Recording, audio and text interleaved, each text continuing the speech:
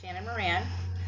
I did my PowerPoint presentation on sex myths debunked, the importance of sex education, debunking common myths and misconceptions about sex. One of the biggest things that stood out to me in trying to pick a topic for this was, or what made me choose this, was the fact that there are so many people out there who are miseducated on health education and sex education, and that I see grown adults running around with bad information. So that's what made me decide to do this. If we've got full-grown 30-year-old adults who don't know that diseases don't spontaneously create themselves into healthy monogamous people, I thought it was something to look into to see where we're lacking and what other myths are out there, which would just prove that we need more comprehensive sex education to our youth today.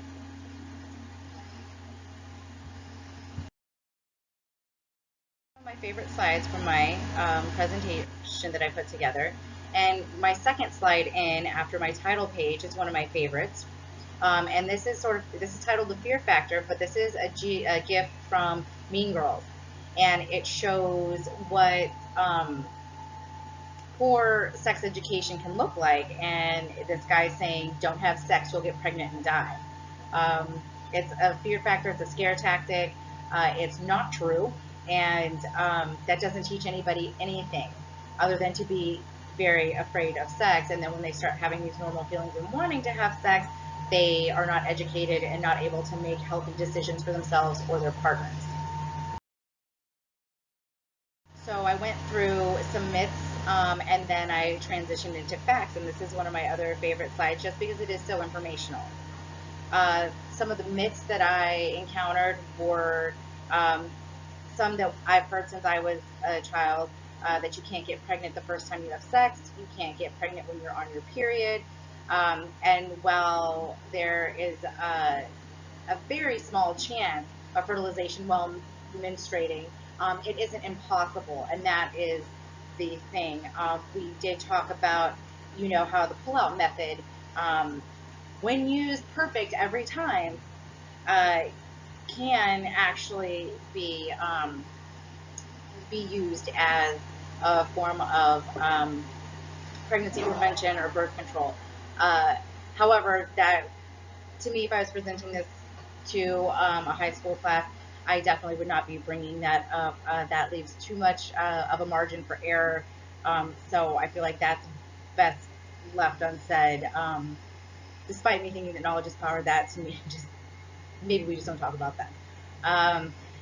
What was interesting to me, though, is that there is this idea out there that condoms can be used more than once if they're cleaned. And so I'm telling you, there's no amount of cleaning that's going to make a condom reusable, ever. And then there's the one that, has always been the question, can I get chlamydia from a bicycle seat at the gym? Can I get an STI from a toilet? And no, you cannot contract STIs through a toilet seat. It has to be, through sex or skin-to-skin contact. Then there was I thought this was very important because this can segue into healthy relationships, is that blue balls, while uncomfortable, is not a legitimate medical issue. And there's no reason for a partner who is going to suffer from the blue balls to pressure his partner into having sex, nor should that partner feel pressured because he's in some inordinate or amount of pain that needs to be fixed. And then there's the common thing where a lot of people just feel like things can't happen to them, but the fact is anyone can get it, and STIs do not discriminate. Right now we have a really big not onset, but like an occurrence of hepatitis C among 60-year-olds. So that's really interesting. I'm guessing that means they carried that for a while. I don't know. I'm not well versed on that.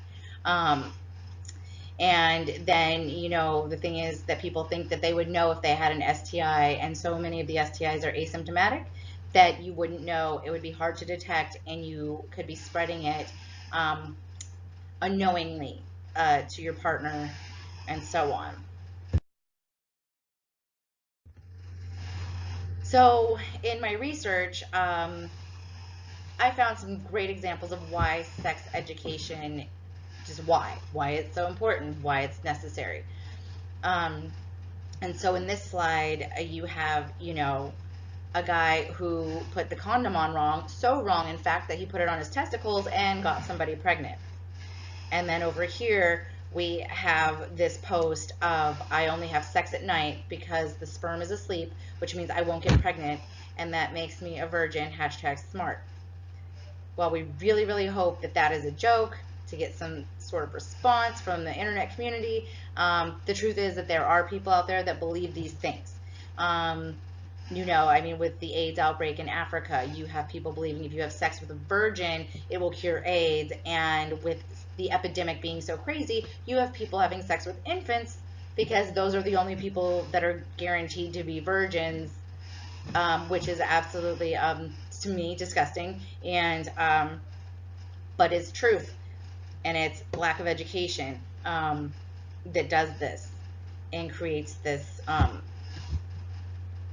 ignorant community or ignorant world that just keeps spreading. Okay, so I'm not sure where that cut off. A little technical error. And then I go and segue into statistics. So statistically speaking, in 2015, there was a survey of American high school students, and the numbers are very interesting, and they show a definite need for sex education when you have 41% of American high school students having engaged in sexual intercourse.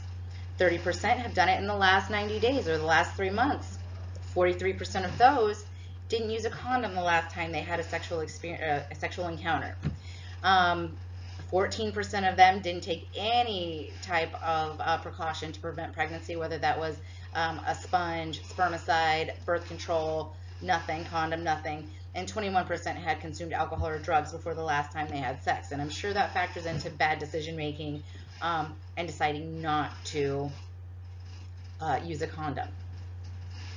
Overall, my my presentation, if I were to present this to a class of high school seniors, I wanted to open with the funny gift from the Mean Girls so that I could create a rapport with them where it was open, lighthearted, yet we're going to tackle a serious topic. Throughout my presentation, I have some other really fun memes and gifts that also keep it lighthearted. Near the end, I go into a thoughts portion, things that I would want to cover in an open forum of speaking and asking questions, as well as questions I anticipated that they might ask. In my presentation, I also offered a very, very in-depth definition and examples of what comprehensive sex education is versus abstinence only until married sex education, and how those two differ, and despite your religious beliefs, why maybe comprehensive would be a little better. I mean, you're giving people the tools to make the decisions themselves, not saying go out and have all the sex. You're just saying here are the things you need to know when you do go out to have sex. I really enjoyed this because I would definitely love to see more of this in schools. And I just am a firm believer in knowledge is power, and I would actually love to teach a sex ed class to high school students.